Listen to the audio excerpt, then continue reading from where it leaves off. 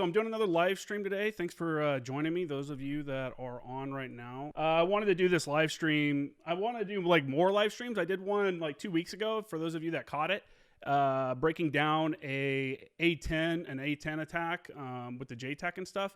And a lot of people ask what a JTAC even is. And so I thought this would be a cool video to do. What I did was I pulled two YouTube videos explaining what a JTAC is. I haven't seen them. I saw 30 seconds of the first one that we'll watch.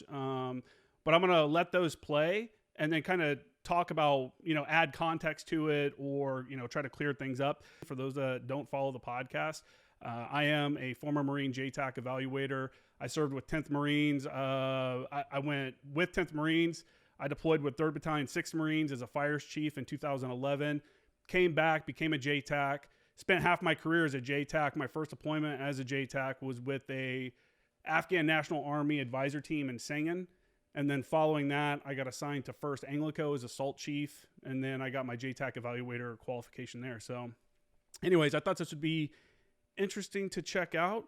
Thanks for joining. If you guys have any questions, feel free to throw them in the comments and stuff. I'd like to, interact a little bit here since this is a live stream. Let's go ahead and start with the first video. So this one is from a channel called General Discharge.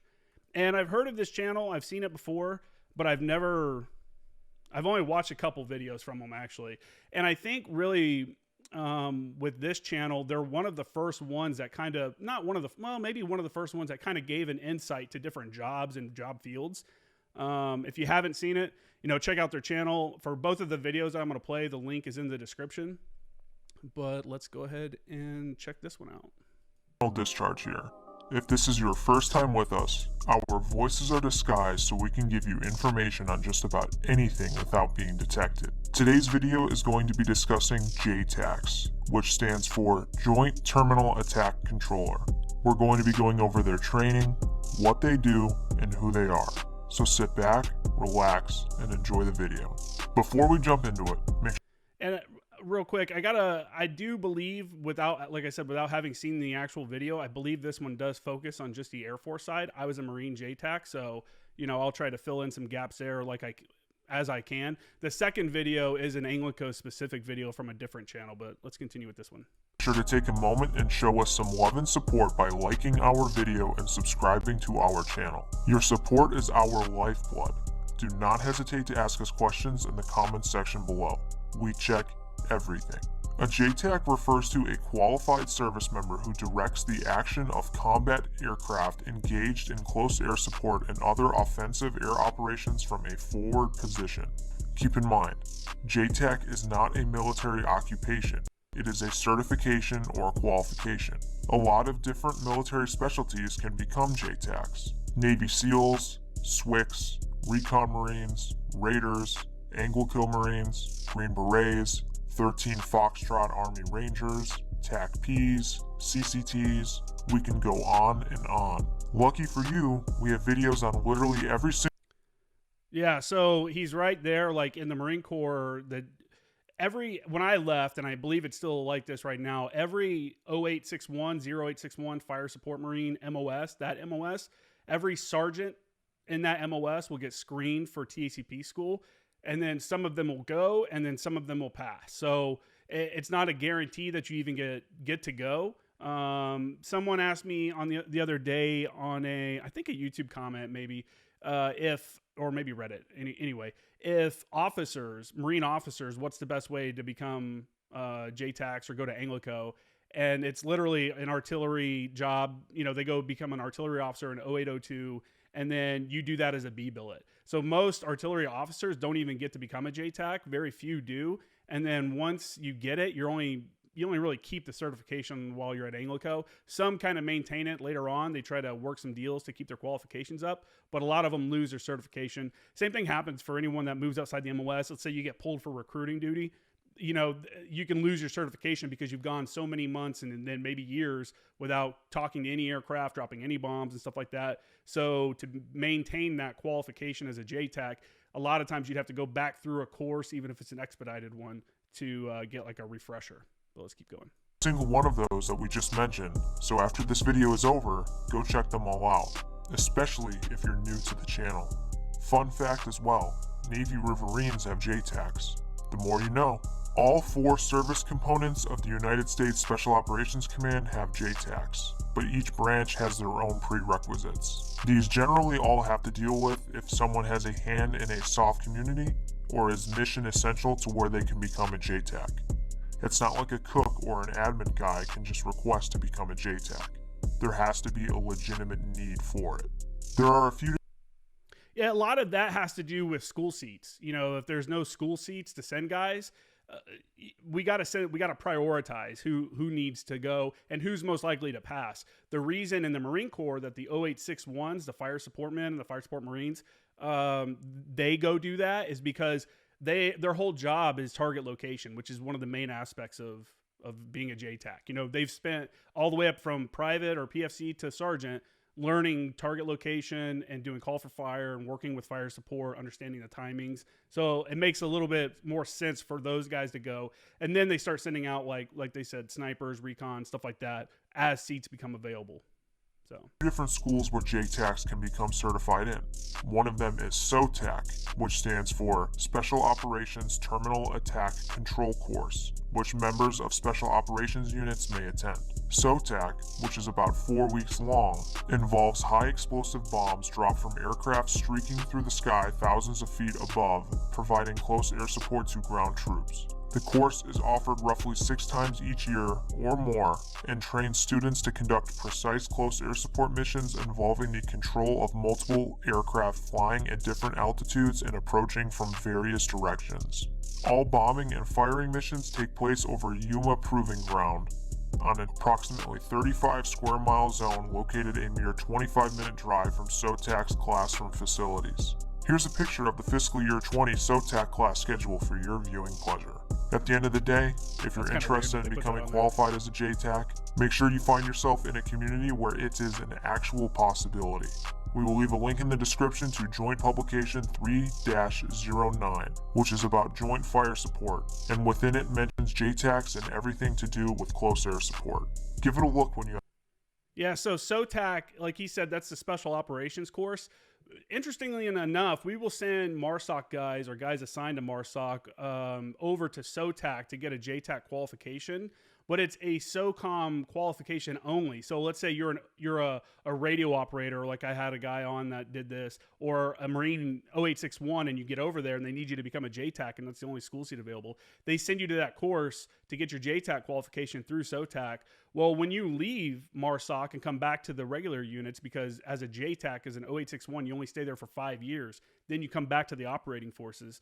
When you come back, you aren't allowed, you're not certified to control aircraft anymore because you're no longer with the SOCOM unit. You actually have to go through the TACP course, the Tactical Air Control Party course, at either EWTG LANT or PAC, which is the Expeditionary Warfare Training Group, Atlantic and Pacific. It's kind of crazy. It's kind of a weird thing. I don't know why it's like that, because I think it's a lot of it has to do is SOTAC doesn't do as many live drops, but I could be wrong about that. I never went through SOTAC. Have some time. Well, that is the down and dirty of Joint Terminal Attack Controllers. If you learned something from this video, make sure to give us a like and subscribe. Check those out. So yeah, like I said, that came from the general discharge page. That wasn't bad. You know, it was a down and dirty. That was mainly Air Force, SOTAC, stuff like that is what they were talking about there.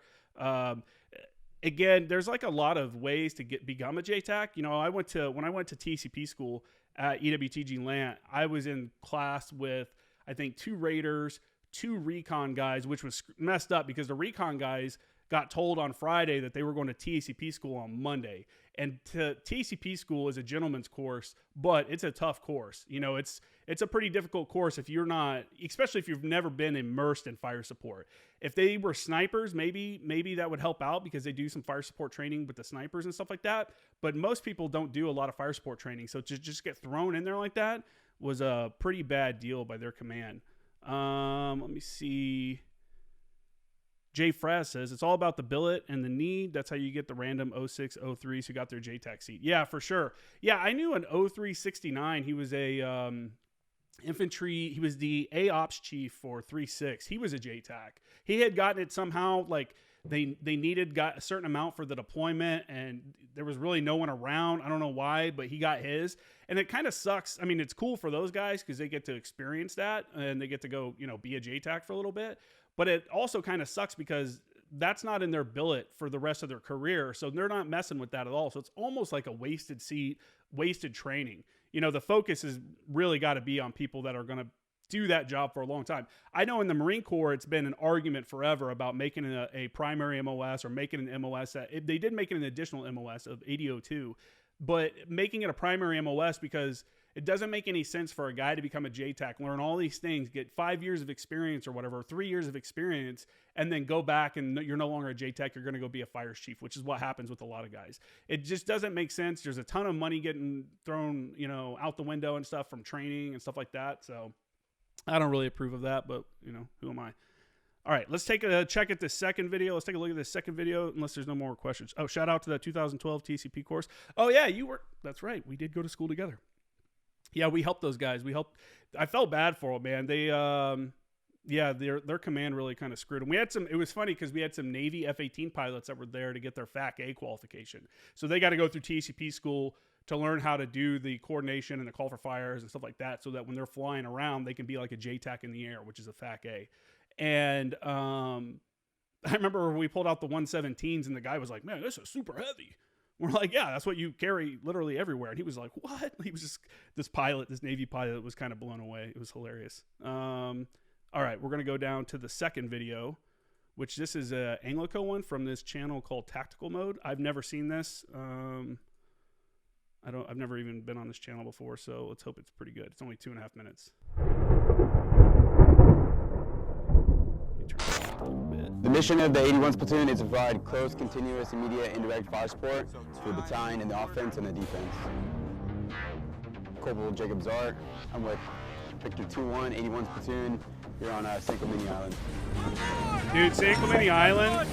Everybody that's been, all the 086-1s, I guess they don't do it anymore. You used to be all the fire support men went to San Clemente Island for their naval gunfire portion of school. I don't think they do that anymore. Such a great place, such a great opportunity. That was like my favorite place to go and just do close air support or artillery or whatever. It's a little island off the coast of California, and it's like 30 miles or something off the coast.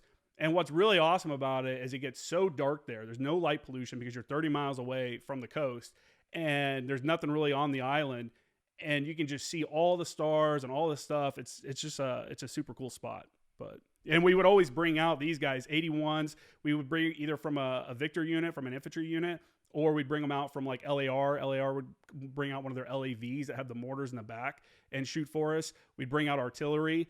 And how they get out there is they'll either fly in helos to get out there, or they'll take the LCAC, which is the Landing Craft Air Cushion, which is the big hovercraft, which sounds cool, but when you're actually cruising from Pendleton or wherever from Pendleton out to San Clemente Island, they put you in this little metal box where there's no windows or anything, and people are always getting sick because you can't see anything, but you're getting jostled around for like 2 hours. Not a good time. But yeah, San Clemente is awesome.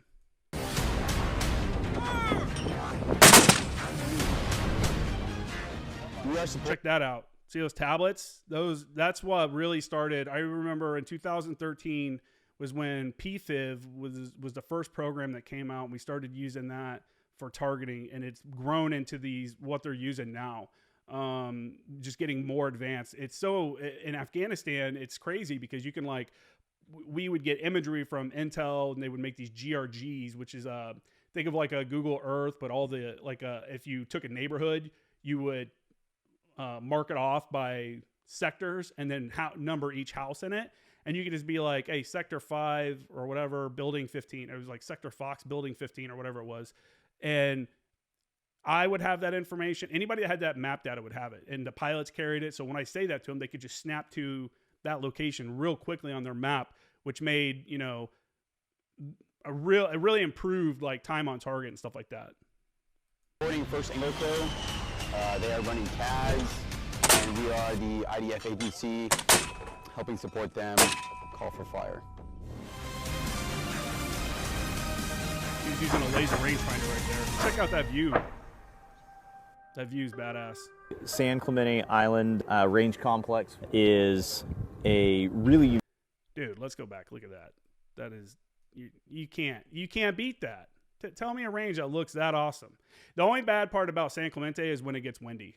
When it gets super windy, then it's not as fun. But I was a field guy. I love being in the field, so it never bothered me. But it's such a great place. I think my last field op was at San Clemente. It was a good time.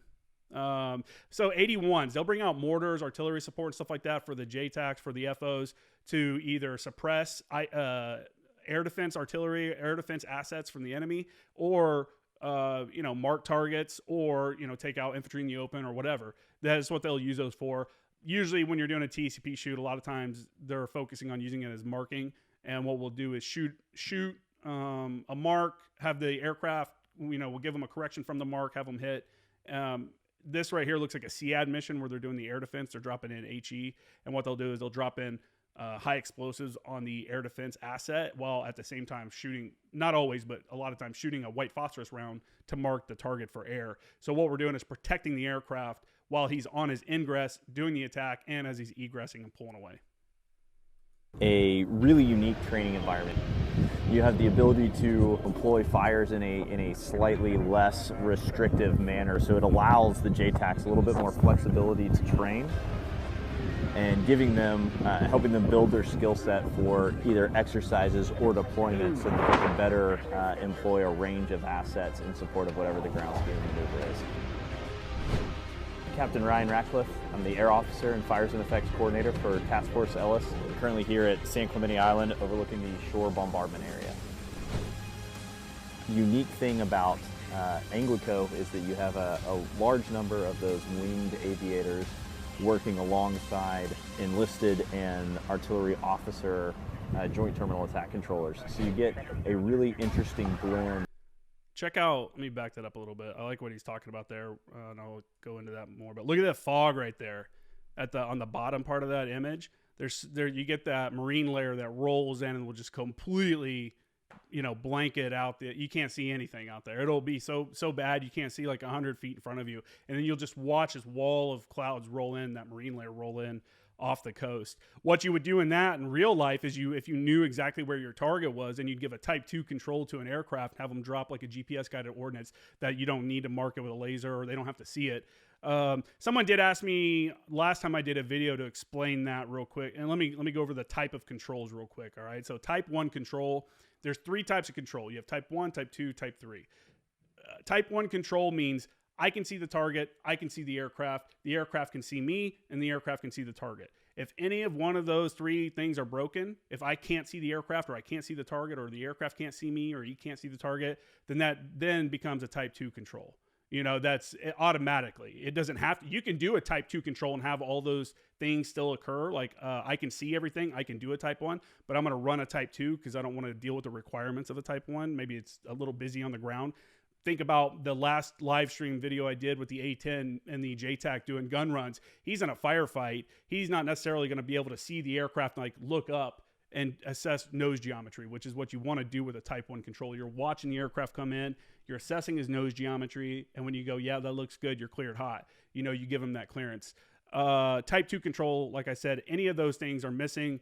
Maybe I'm a JTAC in the command center and I'm running controls from there. I'm giving all the targeting information to the aircraft, but I'm not in the location. That would be like a type 2 control. And then type 3 control is where you give like an attack parameter. You're telling them like, hey, you can attack from this time to this time. You give them sets of targets, and then you just let them, they just drop ordnance how they see fit, give corrections if necessary and stuff like that. But it's more open for the aircraft to just go in and attack. That would be like a area you have with a ton of targets, or, whatever. There's different situations where you want to do that.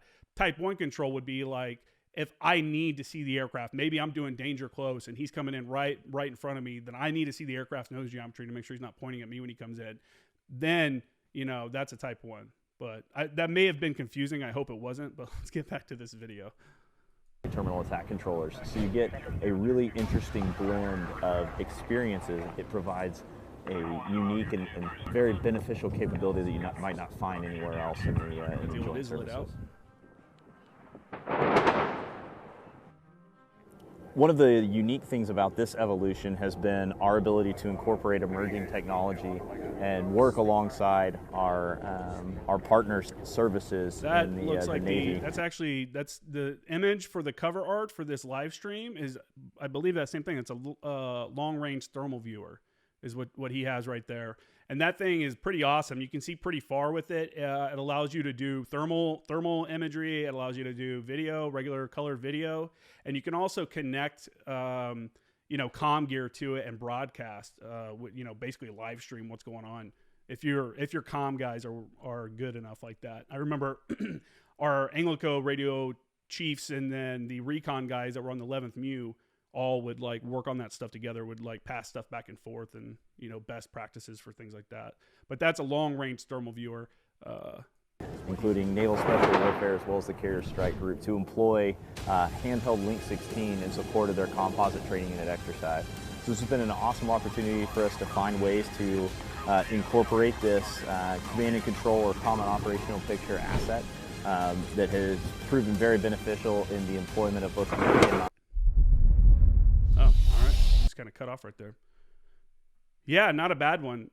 First Anglico, like I said before, or like I've said before, and like he mentioned there, a unique thing about it is that you get a lot of officers there. You get a lot of pilots from different platforms. So if you have a question about something, it's nothing to just walk over to the next team that may have a 53 guy on it, or may have an F-18 guy on it, or may have a Harrier guy on it, or a Cobra guy. The expertise for if you have questions about what you're doing is right there. And also it leads to connections back to their squadrons. Like, hey, we want to get some work. We got to get these guys qualified. We need some air, talk to somebody, see what they got free. It's that whole networking thing that really works out. Let me check. JG said, so glad I caught you guys live. One of the best shows on YouTube. I really appreciate that. I like it. I think it's okay. I try. I haven't done a live stream like this in forever. I did one 2 weeks ago, but before that had been over a year, like well over a year, because I just had too many other things going on and trying to figure out all the tech behind all of this, because I didn't know any of this stuff. I learned all this from YouTube and doing it myself and failing live streams and stuff like that, having choppy live streams. But that's really it. I really appreciate you guys checking out this live stream. As always, check out my website, jcramergraphics.com. My Instagram is @formeractionguys and @formeractionnews. And I will catch you guys on the next one. Have a good night.